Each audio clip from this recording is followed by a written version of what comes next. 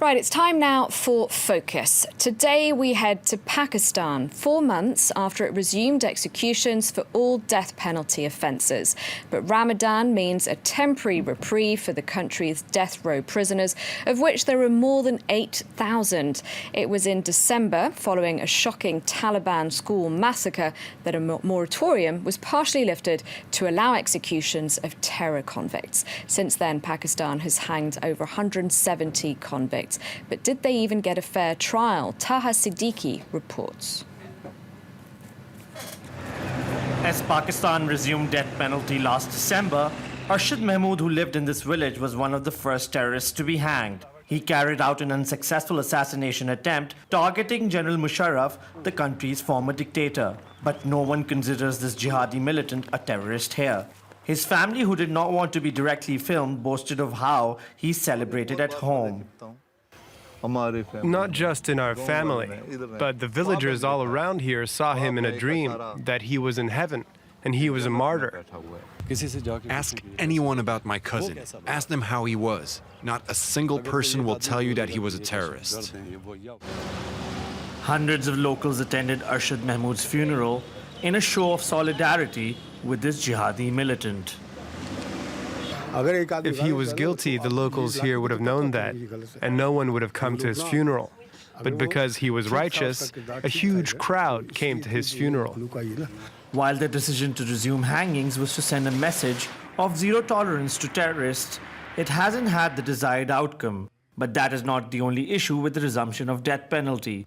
Activists say many of the 8,000 prisoners currently on death row have been wrongly convicted. Like Shafkat Hussain, accused of murdering a child in the city of Karachi, he was sentenced by an anti-terrorism court in 2004.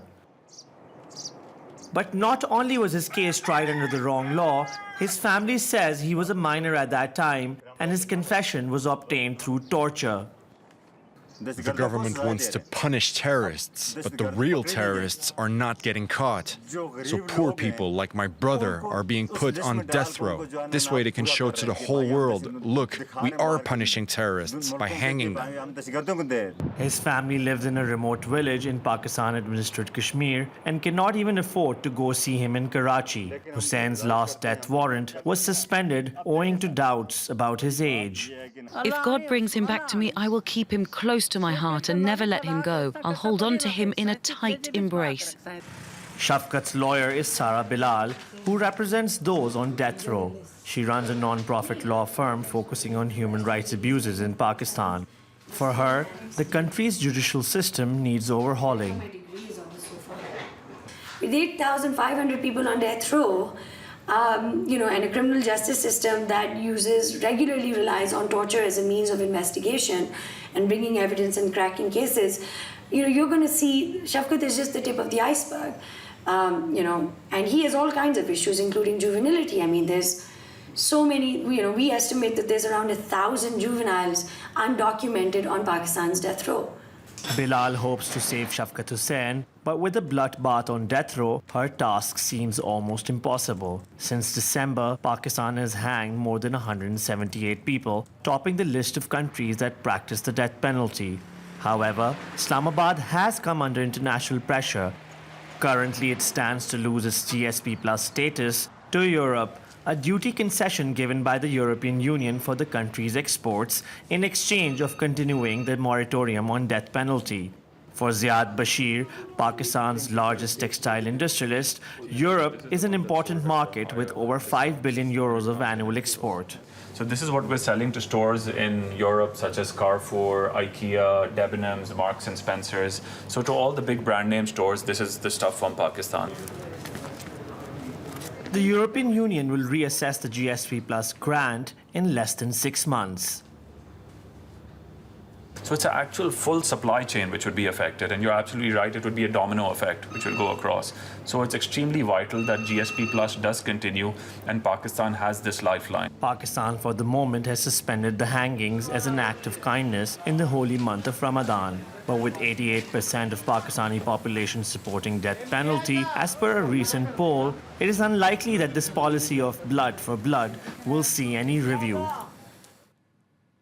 For more on this, I'm now joined from London by Omar Hamid, the head of Asia-Pacific Country Risk at IHS. He specialises in terrorism risks in South Asia. Hello, thank you very much indeed for joining us. Now, first of all, why is there so much support for the death penalty in Pakistan? I think the principal reason for that support is that, especially in light of some of the horrific attacks that we saw, with particular reference to the school attack in Peshawar in December, there's been a feeling amongst the general population that the criminal justice system was failing. And there were many cases of persons who had been convicted or who were under trial belonging to jihadist or other militant groups who continued to function and continued to operate their militant wings from inside prison. So I think the support for the death penalty comes as a result of that, as a result of the frustration that the system was not able to deliver justice. But, and it might be too early to tell, but just how much of a deterrent is it really? I think it is too early to tell so far, because right now, of the numbers of cases, or the numbers quoted in your report, a very few number would actually be, of the people on death row would actually be convicts in terrorism cases, because there is a pretty long drawn out judicial process. So we're talking about not just a conviction by the trial court, but an appeal in the high court in the provinces, as well as the Supreme Court. So you have to go through about 3 or 4 layers of judicial scrutiny before a convict can be sentenced to death. And I think there are very few percentages of terrorism cases that have gone through the entire system. So it's hard then to get a terrorism conviction. It is very difficult to get a terrorism conviction because, as similar to cases elsewhere in the world that involve organized crime, it's very hard to get witnesses. It's very hard, you have to raise the levels of forensic evidence that are required. Now, Pakistan is in the process of doing that, but it still hasn't caught up yet. And, as a general rule, there is intimidation of witnesses. People don't want to get involved, especially when there are militant groups who are being brought to trial. So, in our report, Taha Siddiqui mentions forced confessions. Is that quite common, and is it because the authorities are under a lot of pressure?